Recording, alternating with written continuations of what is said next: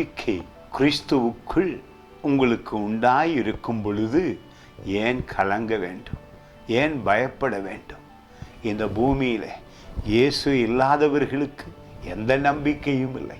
பூமியிலும் வேதனையாய் நாட்களை கழிப்பார்கள். அவர்கள் மரணத்துக்கு பிறகும் அவர்கள் எதையும் அனுபவிக்கவும் மாட்டார்கள். ஆனால் நீங்களும் நானும் இயேசு கிறிஸ்துவை எங்கள் நம்பிக்கையாக இப்பொழுது கொண்டிருக்கிறதினாலே சகல நன்மைகளையும் அனுபவிக்க முடியும்.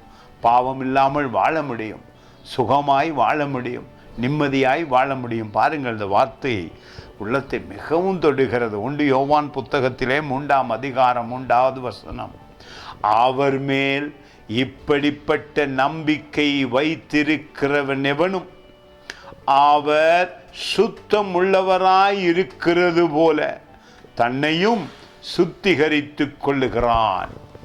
குற்றமற்றவனாய், மன்னிக்கப்பட்டவனாய், சுகதேகியாய் பூமியிலே வாழ முடியும். கிறிஸ்துவை உங்கள் சொந்த இரட்சகராய் ஏற்றுக்கொள்ளும் பொழுது இயேசு நம்முடைய நம்பிக்கை. அநேகர் பூமியிலே வேதனைப்படுகிறார்கள்.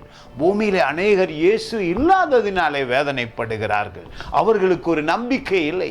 அவர்களுடைய எதிர்காலம் அவர்களுக்கே நிச்சயமில்லை. ஆனால் உங்களுக்கும் எனக்கும் இயேசு கிறிஸ்து வழியாக, சத்தியமாக, ஜீவனுமாய் இருக்கிறாரே. அவரை நீங்கள் ஏற்றுக்கொண்ட உடனே பூமியிலே சுகமாய் இருக்க முடியும். அது மட்டுமல்ல, ஒவ்வொரு நாளும் அவருடைய வார்த்தை உணவாக உங்களுக்குள்ளே வரும்பொழுது பலனடைந்து தைரியமாக வெற்றியாகவும் வாழ முடியும். அற்புதர் இயேசு உங்கள் நம்பிக்கையாய் பூமியிலும் இருக்கிறாரே. அவருடைய வார்த்தையை நீங்கள் வாசிக்கும் பொழுது உங்கள் உள்ளத்திலே அவர் உங்களோடு உறவாடுகிறார். நம்பிக்கை அதிகரிக்கிறது. பரிசுத்த ஆவியான உங்களை நடத்துகிறார். தீங்கு எதுவுமே உங்களை தொடுவதில்லை. God bless you.